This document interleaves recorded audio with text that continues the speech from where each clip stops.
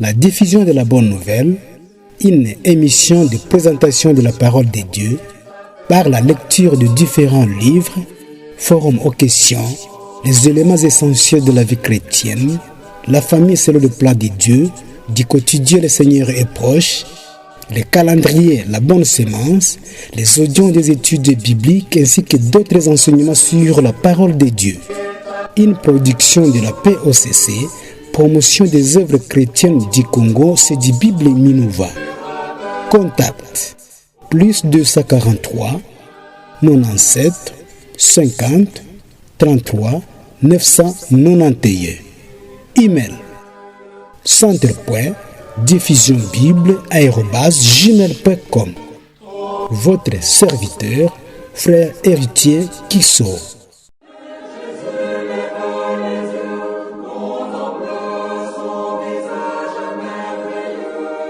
Le CDBIB Minova est situé à Minova, centre commercial, bâtiment Ground, chez Herma Chirihambali, sur la route nationale numéro 2, vers Bukavu.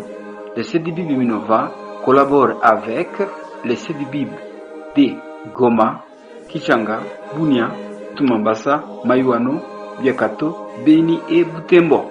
Votre serviteur, frère Ladislas Ndakola.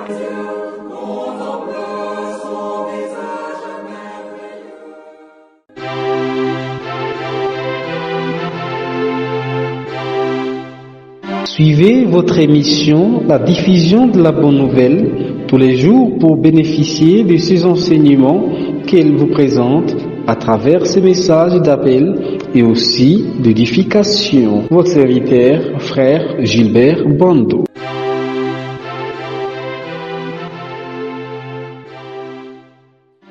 Alors il est dit que notre vieil homme a été crucifié avec lui afin que le corps du péché soit annulé, pour que nous ne servions plus le péché. Qu'est-ce que le vieil homme? Le vieil homme, c'est l'homme responsable devant Dieu. Dans le jardin d'Éden, Adam était responsable devant Dieu. Il était responsable de cultiver et de garder le jardin et avait comme commandement de ne pas manger de l'arbre de la connaissance du bien et du mal. Ce vieil homme a été crucifié. Dieu n'a pas à considérer que l'homme responsable devant Dieu ne répondait jamais à ce qu'il attendait. L'homme responsable devant Dieu ne répond jamais à ce que Dieu attend. Ainsi, il est toujours trouvé coupable. Donc, Dieu l'a condamné et il a été crucifié, c'est-à-dire que ce vieil homme a été comme crucifié à la croix avec Christ. Et nous trouverons un autre verset au chapitre 8 qui a le sens, qui donne à comprendre ce verset, qu'il est dit: Dieu, ayant envoyé son propre Fils en ressemblance de péché et pour le péché, a condamné le péché dans la chair. Ce péché a été condamné quand Christ a été fait péché pour nous. C'est une expression que nous trouvons aussi dans la parole. Il a été fait péché pour nous. C'est-à-dire qu'il a été traité comme nous aurions dû l'être à cause de notre nature pécheresse. Ce verset, nous le trouvons dans la deuxième épître aux Corinthiens au chapitre 5 et au verset 21. Je le lis. Celui qui n'a pas connu le péché, il l'a fait péché pour nous, afin que nous devenions justice de Dieu en lui. Cette nature pécheresse que nous avons, dont on ne pouvait rien tirer de bon, toute l'histoire de l'homme l'a montré, et l'a montré à son comble quand l'homme a crucifié le Seigneur Jésus. C'est ce que le Seigneur Jésus dit dans l'Évangile selon Jean au chapitre 15, quand il dit que si je n'étais pas venu, il n'aurait pas eu de péché. Mais ils ont vu et haï, et moi et mon Père. Jean 15, verset 24, « Si je n'avais pas fait parmi eux les œuvres qu'aucun n'a fait, ils n'auraient pas eu de péché. Mais maintenant ils ont vu Éaï et moi et mon Père. » Le fait de rejeter le Seigneur montrait ce qu'était cette nature dans l'homme, le péché, qui s'oppose toujours à Dieu, même quand Dieu se montre toute sa bonté et toute sa grâce. Eh bien, cette nature pécheresse a été condamnée. Notre vieil homme a été crucifié. Et pourquoi? Pour que le corps du péché soit annulé, pour que nous ne servions plus le péché. Il nous faut expliquer ce que signifie le corps du péché soit annulé pour que nous ne servions plus le péché. Le corps du péché, en fait, il faudrait peut-être le traduire. Le péché, ce principe de mal qui habite dans notre corps, a été annulé. C'est-à-dire qu'il n'a plus d'effet sur nous. Quand on annule quelque chose, quand on annule une loi, par exemple, c'est qu'on n'a plus à se soumettre à cette loi. Le péché qui était dans notre corps a été annulé. C'est-à-dire que nous n'avons plus à nous soumettre à ce principe mauvais qui habite en nous. Et s'il a été annulé, c'est pour que nous ne servions plus le péché, pour que nous ne servions plus ce principe mauvais qui tend à nous faire pécher, qui nous conduit à faire le mal. Voilà comment il nous faut comprendre, si nous avons bien compris le verset 6. Dieu a condamné cette nature pécheresse qui est en nous, qui est appelée le péché. Cette condamnation, c'est le Seigneur qui l'a portée à la croix. Le péché, cette nature pécheresse qui est en nous, ne doit plus dominer sur nous. Elle est annulée.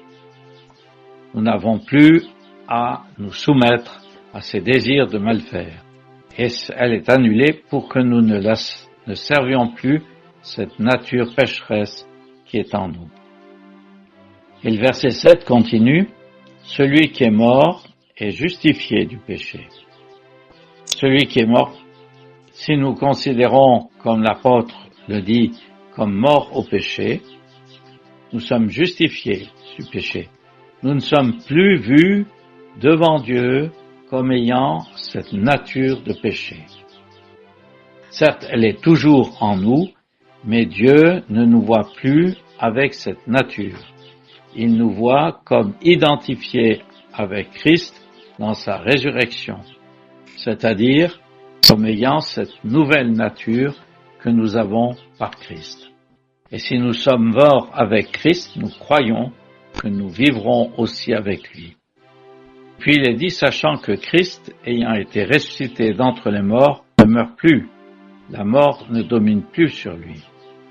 Car en ce qu'il est mort, il est mort une fois pour toutes au péché. La mort ne pouvait pas dominer sur le Seigneur Jésus. Nous l'avons dit, je crois, plusieurs fois, d'une part parce que sa vie a été parfaite, et aussi d'autre part parce qu'il avait pleinement glorifié Dieu dans sa vie. Mais il s'est présenté pour porter nos péchés et pour être fait péché pour nous, pour porter dans son corps les conséquences de le jugement que mérite notre nature, mais maintenant il est ressuscité d'entre les morts. Et s'il est ressuscité d'entre les morts, il n'a plus rien à faire avec nos péchés qui sont expiés, ni notre péché, notre nature pécheresse qui a été condamnée. La mort ne domine plus sur lui, la mort n'a plus rien à faire avec lui. Et il est mort une fois pour toutes au péché. Cette œuvre qu'il a accomplie, elle est faite une fois pour toutes. Et il est ajouté, il vit à Dieu. Mais en ce qu'il vit, il vit à Dieu.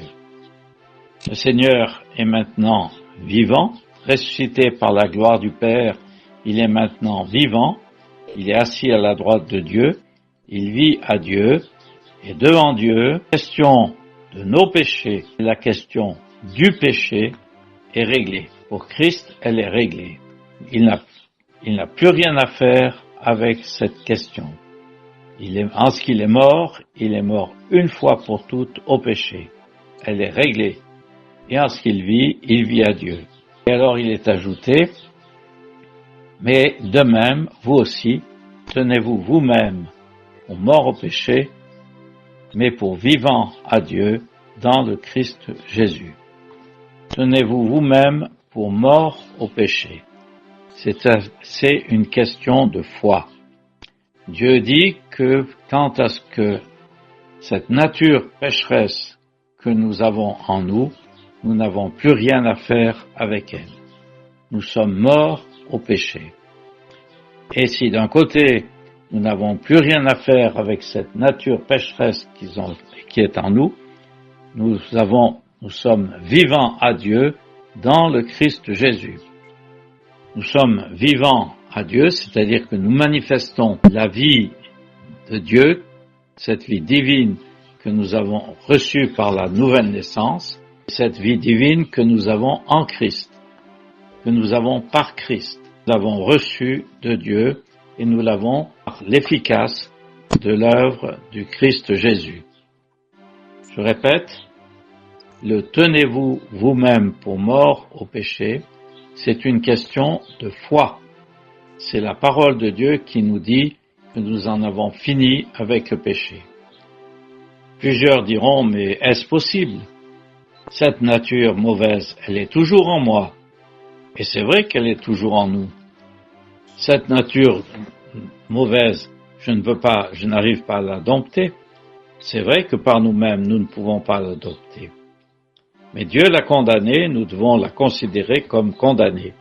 Et nous verrons dans les chapitres suivants, si le Seigneur le permet, comment nous pouvons marcher pratiquement sans laisser agir cette nature pécheresse qui est en nous, et les ressources que Dieu nous met à notre disposition pour que nous puissions ainsi marcher pratiquement sans laisser cette nature se manifester.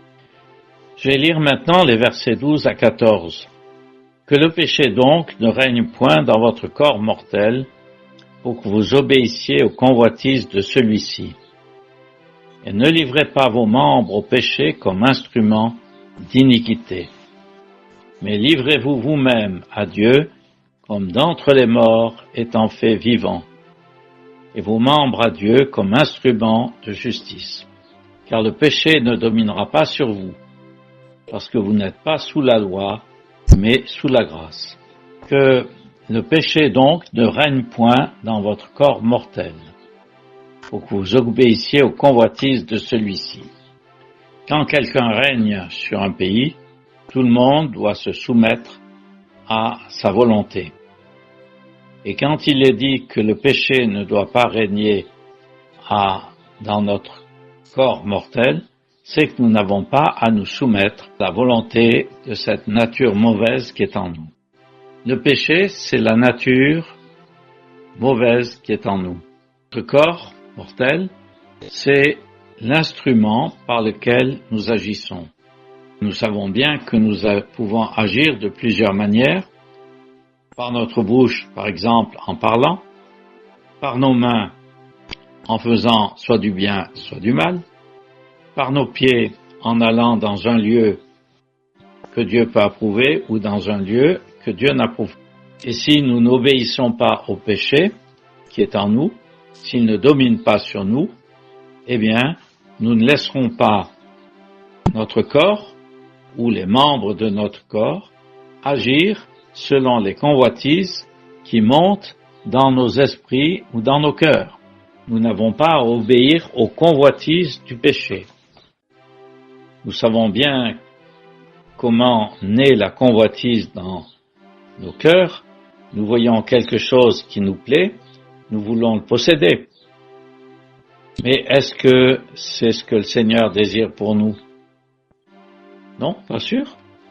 Donc, nous n'avons pas à nous laisser aller à désirer quelque chose ou à rechercher à obtenir quelque chose sans être assuré que c'est la volonté de Dieu.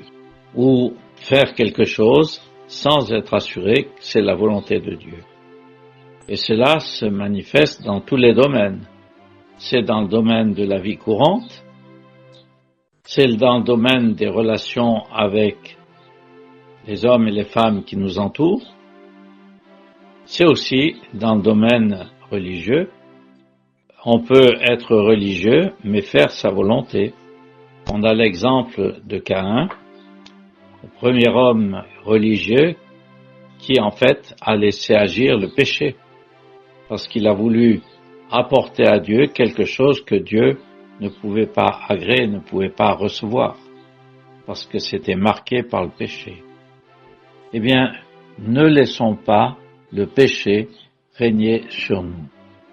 Et il est ajouté, et ne livrez pas vos membres au péché comme instruments d'iniquité, mais livrez-vous vous-même à Dieu comme d'entre les morts étant fait vivant. Livrez nos membres au péché. Nos membres, c'est toutes nos facultés. Ce n'est pas seulement nos bras, nos mains, nos jambes, mais c'est aussi nos facilités, nos facultés intellectuelles, physiques. Nous les livrons, non pas au péché, mais nous les livrons à Dieu, c'est-à-dire que nous mettons à la disposition ou au service du Seigneur ce que nous sommes. Cela ne veut pas dire que l'on s'engage dans un service particulier sans se déchargeant de toute activité professionnelle. Mais cela veut dire que dans toute notre vie, nous nous appliquons à faire les choses d'une manière digne du Seigneur. Quoi que vous fassiez, faites tout pour la gloire de Dieu, disons-nous dans la première épître aux Corinthiens, au chapitre 10, je crois. Dans les choses courantes de la vie, nous veillons à ce que cela soit fait selon la pensée et la gloire du Seigneur, et pour la gloire du Seigneur. Nous livrons nos membres à Dieu, et comme d'entre les morts étant faits vivants, pourquoi? Parce que comme vivant au milieu des hommes, nous vivons au milieu de personnes qui n'ont pas de relation avec Dieu, donc qui sont morts aux yeux de Dieu. Mais étant vivants, c'est-à-dire que nous manifestons cette vie divine que nous avons dans nos relations, dans notre façon de vivre.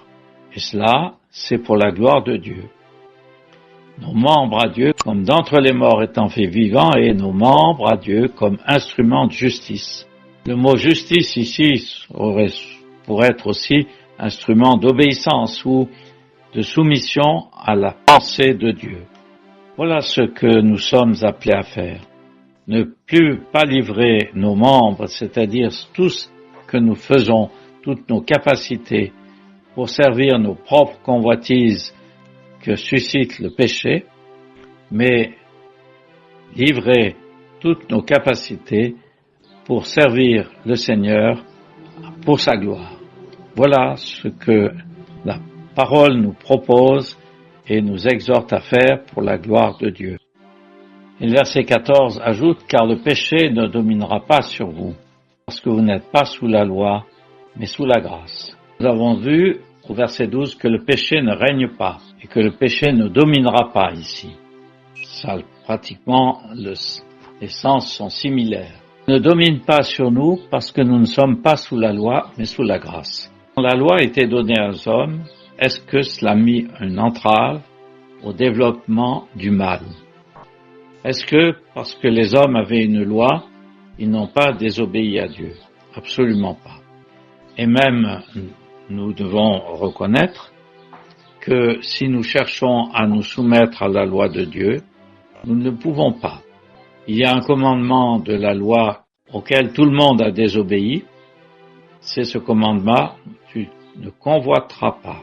Et nous avons tous, un jour ou l'autre, eu la convoitise dans nos cœurs, c'est-à-dire le désir d'obtenir quelque chose que nous n'avions pas et que Dieu ne voulait pas nous donner. Mais le péché ne domine pas sur nous parce que nous ne sommes pas sous la loi, mais sous la grâce. La loi était donc une règle de vie que Dieu avait donnée à l'homme. Mais l'homme ne pouvait pas obtenir cette règle de vie. Il manquait plusieurs choses. Il lui manquait 3 choses à la loi qui faisaient que l'homme était incapable de l'accomplir. D'abord, la loi ne donne pas la vie. Pour vivre selon à la gloire de Dieu, il faut avoir la vie nouvelle, être né de nouveau. On ne peut pas être né de nouveau par la loi. On est né de nouveau en reconnaissant que l'on est pécheur, que l'on a besoin d'un sauveur, et que ce sauveur, nous l'avons dans le Seigneur Jésus. La loi ne pouvait pas établir une relation entre l'homme et Dieu. Elle exigeait de l'homme ce qu'il ne pouvait pas accomplir, mais elle ne lui proposait pas une relation entre l'homme et Dieu. Voilà une chose qui manquait à la loi, c'est la vie, de donner la vie. Puis, il manquait autre chose aussi, à la loi, c'est la force. Pour faire quelque chose qu'exige une loi, il faut avoir la force nécessaire. Et la loi ne donnait aucune puissance à l'homme pour résister au péché, et encore moins pour faire le bien. Et puis, la loi ne donnait pas un objet pour le cœur, parce que elle exigeait de l'homme, mais elle ne le stimulait pas par un objet qui agit sur son cœur. Mais nous sommes sous la grâce, et la grâce nous a justifiés, nous avons la vie éternelle. La grâce communique la vie, et cette vie, c'est une relation avec Dieu. Nous sommes enfants de Dieu par grâce, et nous connaissons Dieu comme un Père, et nous pouvons marcher comme de bien-aimés enfants. Puis, par la grâce, nous avons reçu le Saint-Esprit. Et nous verrons au chapitre 8 en particulier que le Saint-Esprit est la puissance par laquelle nous pouvons résister au mal et faire le bien. Et puis la grâce nous a donné un objet pour nos cœurs. C'est la personne du Seigneur Jésus. Le Seigneur nous a aimés. Et quand on connaît quelqu'un qui nous aime et qui a tant fait pour nous, on l'aime en retour et on désire le glorifier et l'honorer. Il s'est donné pour nous.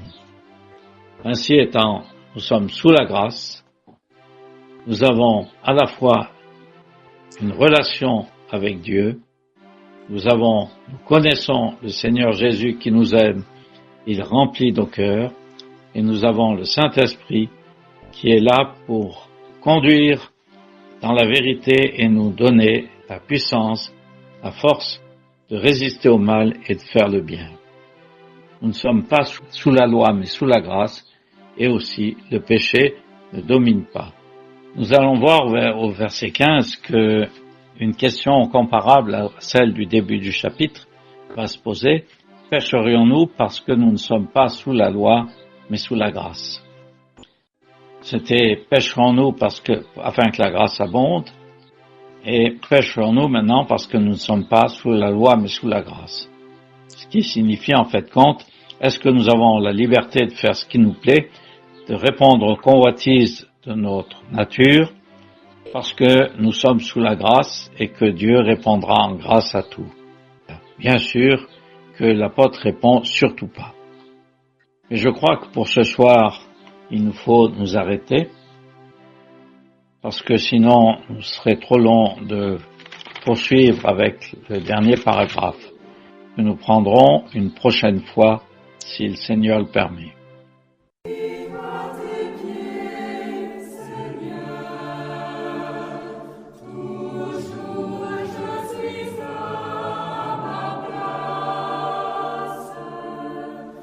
C'était la diffusion de la Bonne Nouvelle, une émission produite par la POCC, promotion des œuvres chrétiennes du Congo, c'est du Bible Minova.